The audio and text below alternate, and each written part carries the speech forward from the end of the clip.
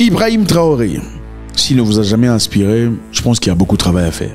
Dans la vie, on n'est pas toujours obligé d'aimer une personne pour en apprécier la personnalité. Le cas est très évident. C'est une personnalité hors du commun. Bien qu'il ne soit pas parfait, je pense qu'il est important d'exploiter un peu la calibre même cérébral, si pas spirituel, de cette personnalité. Ceci, évidemment, est un discours qui a été fait il y a quelque temps. Ce n'est pas aujourd'hui ou hier, mais c'est un discours autant important et puissant. Suivant. Bonjour camarades.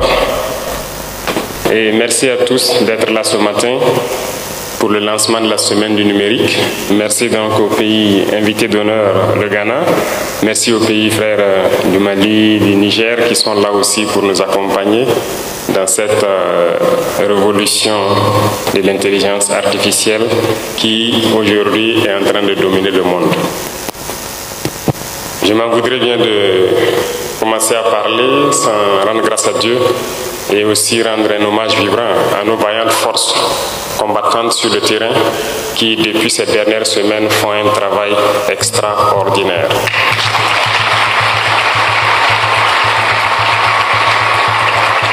Je le dis parce que je sens de la fierté ces dernières semaines.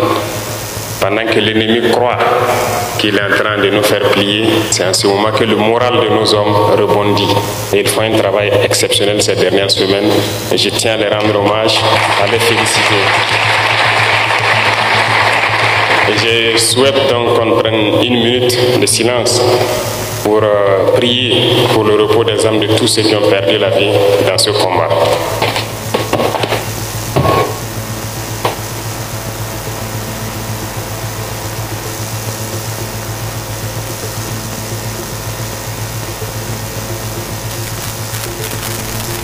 Je vous remercie.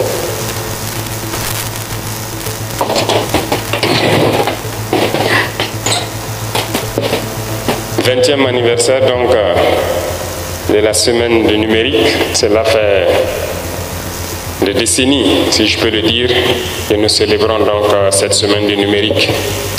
Mais je pense que ce 20e anniversaire doit être l'occasion de marquer aussi une pause, de faire le point de situation, de voir où est-ce que nous en sommes pour pouvoir nous projeter dans le futur. Le Burkina Faso vient de très loin en matière de numérique et je peux dire que nous sommes encore très loin. Beaucoup de choses ont été faites ces 2 dernières années, mais nous avions un programme articulé en 12 points que nous voulons lancer pour être en 2030 à un certain niveau qui puisse nous permettre de dire qu'en 5 ans, nous avons fait un bond d'au moins 100 ans. Et Madame le ministre a pris l'engagement, avec toute son équipe, de pouvoir mettre en œuvre ce programme. Et soyez sûrs que nous sommes là pour vous accompagner quand vous voulez, pour que cette révolution soit un succès. Le Burkina Faso a besoin de cette révolution numérique qui doit nous permettre de nous placer dans un certain niveau de développement dans la sphère mondiale.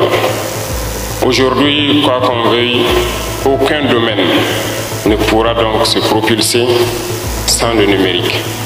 C'est pratiquement impossible. Nous avions tantôt parlé de lourdeurs administratives, de tracasseries et tout ce qui va, dont sont victimes toutes les populations, toutes les couches de nos populations sont victimes de souvent certaines lenteurs au niveau de l'administration. Mais seule la digitalisation, le numérique peut nous permettre de faire un bond significatif, d'offrir des services rapides et donc à moindre coût et de faire une économie pour que nous puissions avancer dans notre administration. Que ce soit le domaine de la santé, le domaine de l'éducation, de la sécurité, de la défense, tous les domaines ont besoin aujourd'hui du numérique pour pouvoir avancer. Nous parlons donc de pays qui aujourd'hui cherchent à combattre un phénomène qui gangrène l'Afrique tout entière. Je ne dirais pas le Burkina, qui gangrène l'Afrique tout entière, la corruption. Nous ne pouvons pas lutter contre la corruption sans intégrer le volet digital. si nous voulons effectivement lutter contre la corruption, il va falloir qu'on accepte de digitaliser beaucoup de procédures, qu'on accepte donc le numérique dans tout ce que nous faisons dans l'administration. Et c'est la seule façon de pouvoir lutter contre la corruption. Et notre pays en a besoin. Notre pays en a drastiquement besoin, d'autant plus que nous sommes encore en train de mettre beaucoup d'énergie pour que beaucoup de secteurs soient digitalisés et nous permettent de faire un bond significatif dans la lutte contre la corruption. Et je vous invite donc à continuer dans ce sens, à intégrer, à fédérer tous les ministères sur les différentes plateformes que vous êtes en train de développer pour que cette lutte contre la corruption voit donc un grand avancement dans les 2-3 ans à venir. Si nous voulons aussi d'instruments de sécurité performants, nous n'avons pas le choix que d'intégrer l'intelligence artificielle. Et je pense que c'est une occasion de pouvoir aussi informer beaucoup de jeunes sur ce que c'est que l'emploi judicieux de l'intelligence artificielle, les prendre des exemples concrets. En matière de sécurité, en matière de défense, je vous prends un exemple. L'analyse de certaines données a besoin forcément d'intelligence artificielle pour aller très vite et être très concret. Donc aujourd'hui, la démographie et toutes les données récoltées donc par les capteurs, si je peux dire, de la sécurité, ont besoin d'une analyse rapide et succincte pour pouvoir donner des conclusions qui permettent aux différentes forces de pouvoir agir à temps et pouvoir anticiper sur tout ce qui peut toucher à la sécurité de notre pays. Aujourd'hui, en termes de défense, qui ne serait pas content que de sa position, qu'il puisse peut-être avoir des images et ses coordonnées d'une situation particulière, transmettre à une unité qui a déjà la situation en temps réel et qui doit intervenir sur le terrain. Ça permet de sauver des vies parce que ça vous permet de mieux préparer et d'anticiper la situation. Mais tout cela ne peut se faire que lorsque nous développons sérieusement nos infrastructures numériques. Et nous sommes sur cette lancée parce que le Burkina Faso, comme je l'ai dit, vient de très loin. Nous avons passé tout le temps à héberger nos données à l'étranger. Ça veut dire que nous ne sommes pas maîtres de nos propres données que nous produisons. Et nous ne pouvons pas parler de souveraineté si nous n'hébergeons pas nous-mêmes nos propres données que nous produisons ici et qu'on passe le temps à aller les exposer, à les mettre chez les autres. Donc la question de souveraineté intègre impérativement la question aussi du numérique. Aujourd'hui, nous sommes en train donc d'acquérir des data centers pour pouvoir au fur et à mesure héberger toutes nos données que nous produisons ici sur place et aussi les différentes applications que les jeunes sont en train de développer, à qui d'ailleurs je tire mon chapeau, féliciter toutes les équipes qui participent à ce combat avec nous parce que le Burkina Faso, rien qu'hier, importait les applications élémentaires dans notre administration. Nous ne pouvons pas parler d'indépendance et de souveraineté pour peu que nous avons besoin d'une petite application pour faciliter un service. Il faut aller le payer chez ceux-là qui sont en train de nous combattre. Nos données et toutes nos actions, tous nos mouvements sont donc connus et su de tous. Aujourd'hui, nous sommes en train de développer beaucoup d'applications dans beaucoup de ministères pour pouvoir aller très vite. Quand je prends rien que le ministère de la Justice, avant, il fallait quitter très loin dans son village pour trouver une ville et pouvoir faire donc son certificat de nationalité, par exemple, ou un casier judiciaire. Mais aujourd'hui, à travers donc la digitalisation, nos ingénieurs ont créé des applications qui permettent à tout citoyen, à partir de sa position, de pouvoir donc avoir accès à ces services-là.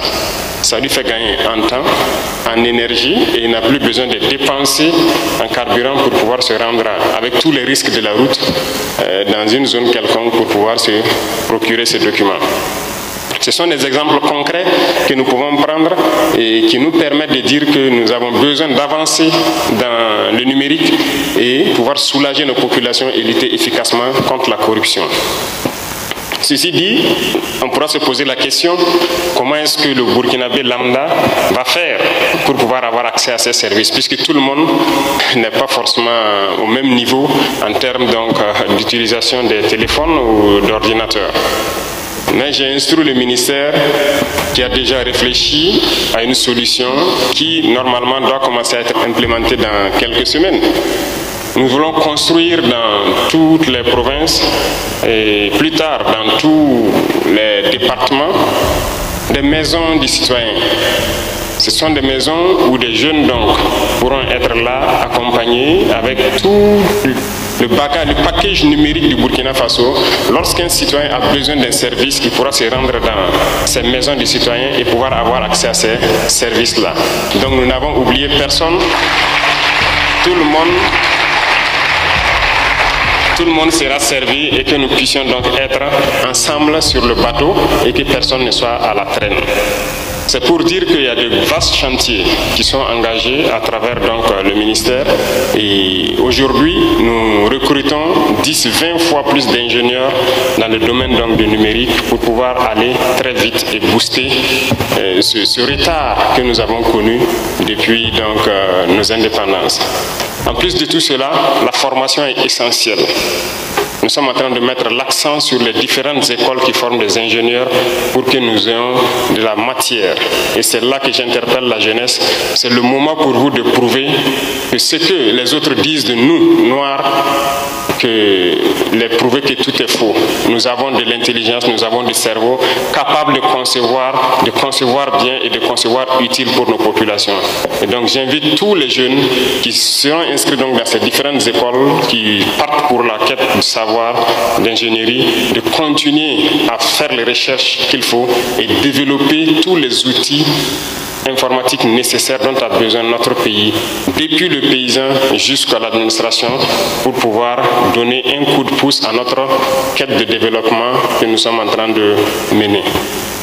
Et dans quelques semaines, s'il plaît à Dieu, nous allons lancer les travaux d'une autre académie polytechnique dans lequel donc sera intégré ce volet donc de formation sur le numérique et des ingénieurs pleins devront sortir donc de ces universités dans quelques années et pouvoir être au service donc du peuple. Aussi, bien que nous parlons des bienfaits de l'intelligence artificielle, je vous enjoins de commencer la sensibilisation également de la jeunesse sur les méfaits de l'intelligence artificielle. L'intelligence artificielle est un outil qui doit nous permettre d'avancer, mais pas un outil qui doit désorienter la jeunesse. Il faut l'employer à bon escient.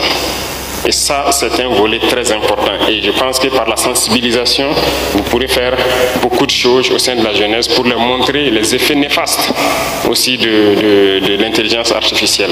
Nous n'avons pas dit de l'exploiter à d'autres fins. Beaucoup aujourd'hui le font déjà pour escroquer des individus, pour passer pour autres personnes, et ainsi de suite, pour la désinformation et tout ce qui va. Il faut que ces pratiques puissent cesser, mais c'est aussi par la sensibilisation que nous pourrons y arriver. Et je compte sur la jeunesse qu'ils pourront donc tirer le meilleur profit de l'intelligence artificielle pour travailler au profit de la nation.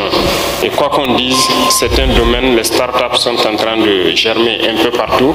Et cela aussi doit passer le message pour faire comprendre aux autres que c'est un domaine où l'homme peut se faire.